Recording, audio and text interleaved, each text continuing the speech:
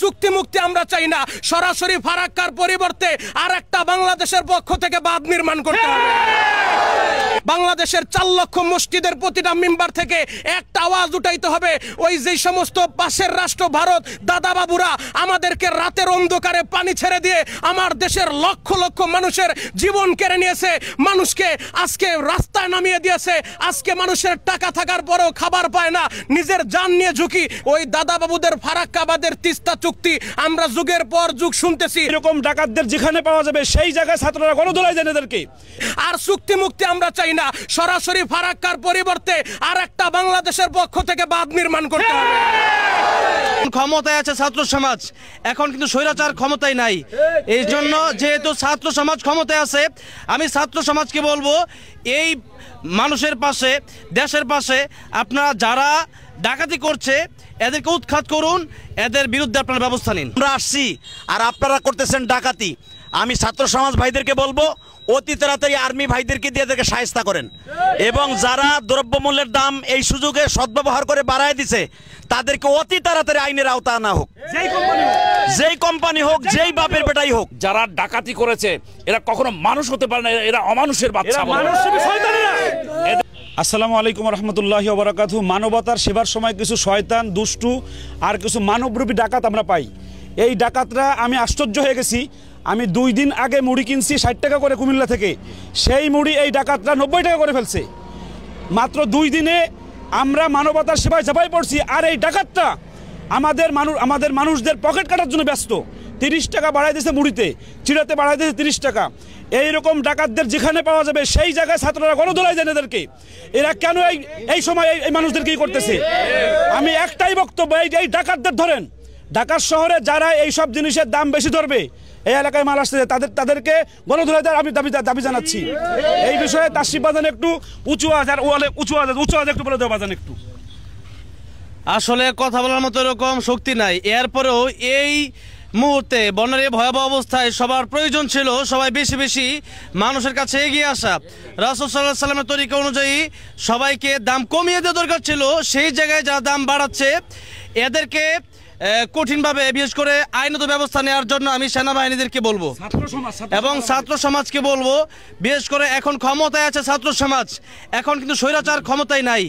এই জন্য যেহেতু ছাত্র সমাজ ক্ষমতায় আছে, আমি ছাত্র সমাজকে বলবো এই মানুষের পাশে, দেশের পাশে আপনারা যারা ডাকাতি করছে এদেরকে উৎখাত করুন, এদের বিরুদ্ধে আপনারা ব্যবস্থা নিন। আমাদের সানা সাহেব চেয়ারম্যান একটু বলে দেন। আমি যেটা খুবই উদ্বেগের সাথে জানাচ্ছি তা হলো, আপনারা শুনেছেন গতকালকে এই যে আমরা গিয়েছি সেখানে বারৈয়ারহাট এবং লালপোলের মাঝামাঝি জায়গায় প্লাবিত হয়ে মানুষের গলার সমান পানি উঠে গেছে হাইওয়ের উপরে। এই কারণে আজকে 3-4 দিন পর্যন্ত হাইওয়ে ব্লক হয়ে আছে। এই ব্লকেড অবস্থায় যারা ডাকাতি করেছে এরা কখনো মানুষ হতে পারে না, এরা অমানুষের বাচ্চা। এদেরকে প্রতিহত করতে হবে। ছাত্র জনতা, ওলামায়ে কেরাম সহ, ইমাম খতিব সহ প্রত্যেকটি শ্রেণী পেশার মানুষকে ঐক্যবদ্ধ হয়ে রাত্রি জাগরণ করে আমার ট্রাক ড্রাইভার, বাস ড্রাইভার, যাত্রীবাহীদেরকে পাহারা দিতে হবে আজকে। এই বিষয়ে যুব সমাজ, ছাত্র সমাজকে আমি সচেতন থাকার জন্য আহ্বান করছি।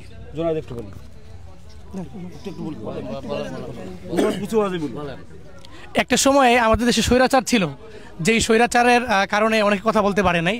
এখন তো ছাত্র সমাজ নেতৃত্ব দিচ্ছে। আমি আশা করি আগে যে ব্যবসায়ীদের সিন্ডিকেটটা ছিল, এই সিন্ডিকেট ভেঙ্গে চুরমার করে দিতে আমাদের ছাত্র সমাজরাই কাফি। এরা যদি উদ্যোগ নেয়, আমি আশা করি এই সমস্ত মানুষরূপী শয়তানদেরকে উৎখাত করা যাবে বাংলাদেশ থেকে ইনশাআল্লাহ। আসলে কি বলবো, বলার ভাষা নাই। আমরা আসছি এত কষ্ট করে, মাথার ঘাম পায়ে ফেলে আপনাদের কাছে ত্রাণ নিয়ে আসছি। ত্রাণ বলবো কি, হাদিয়া নিয়ে আসছি। আর আপনারা এলাকার মানুষ এই সময়, বিপদের সময় ডাকাতি করছেন। ডাকাতি তো 2 প্রকার হয়। একটা হয় মানুষের সুযোগে সদ্ব্যবহার করে টাকা হাতিয়ে নেয়া। তার ভিতর সবচাইতে বড় আমি ছাত্র সমাজ ভাইদেরকে বলবো, যখন তোমরা এই বাংলাদেশকে একটা সুন্দর একটা নতুন সরকার তোমরা নিজেরা উপহার দিয়েছো, বাংলাদেশের মানুষের গণ অধিকার ফিরিয়ে দিয়েছো, তোমরা এই অধিকারটা ফিরিয়ে দাও। যেই ডাকাতের দল এই দ্রব্যমূল্যের দাম বাড়িয়ে আজকে আমাদেরকে কষ্ট দিচ্ছে, আমাদেরকে মানুষের পাশে দাঁড়াবার জন্য সুযোগ না করে দিচ্ছে, এদের পাশে একবার উৎখাত করে দিয়া এবং যেই বাড়িগুলা লুট করা হচ্ছে, আমরা যেখানে গেরাম লামপুর, আমি শুনলাম এই রাত্রেও ডাকাতি হয়েছে। আমরা আসছি এত কষ্ট করে লাখ লাখ টাকা নিয়ে ত্রাণ দিতে, আর আপনারা এখানে ডাকাতি করেন। আল্লাহ এদের পর আপনি গজব নাজেল করেন।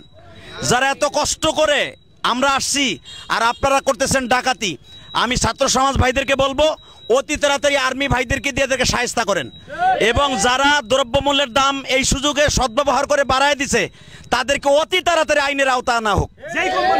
যেই কোম্পানি হোক, যেই বাপের বেটাই হোক, যেখানে বসে হোক, তাদের বিরুদ্ধে আইনতভাবে ব্যবস্থা নেওয়া হোক।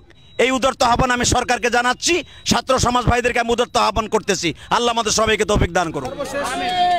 সর্বশেষ যেহেতু সবাই কথা বলছেন, শাহেখ ইলিয়াসুর রহমান জিহাদি, বাংলাদেশের উজ্জ্বল নক্ষত্র, জুবাইর আহমদ তাশরিফ, কারি আবু রায়হান, শানে সাহাবার চেয়ারম্যান এবং মুফতি আব্দুল কাইয়ুম মোল্লা, যিনি হাফেজ গড়ার কারিগর, সাথে আছেন আমার স্নেহের অত্যন্ত মোহব্বতের মানুষ জুনায়েদ আল হাবিব সহ, বাংলাদেশ মানব কল্যাণ পরিষদের মহাসচিব মাওলানা রমজান বিন শফিক সহ, আমি আজকে সকলের মাধ্যমে একটা মেসেজ দিতে চাই।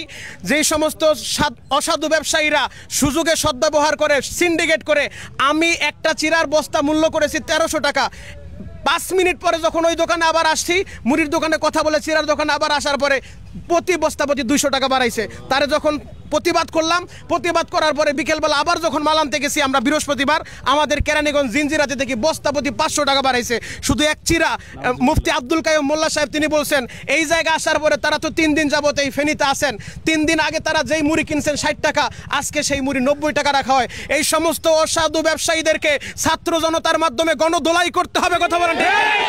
পরিশেষে আরেকটা মেসেজ আমরা দিতে চাই, শানে সাহাবার কাউন্সিলর সহ, চেয়ারম্যান সহ এবং আর রায়হান পরিবারের সদস্য, আর রায়হান পরিবারের প্রতিষ্ঠাতা চেয়ারম্যান সহ, বাংলাদেশ মানব কল্যাণ পরিষদের প্রধান উপদেষ্টা সহ সকলের মাধ্যমে আরেকটা মেসেজ দিতে চাই। ছাত্র জনতার মাধ্যমে আরেকটা আওয়াজ আমাদেরকে উঠাইতে হবে।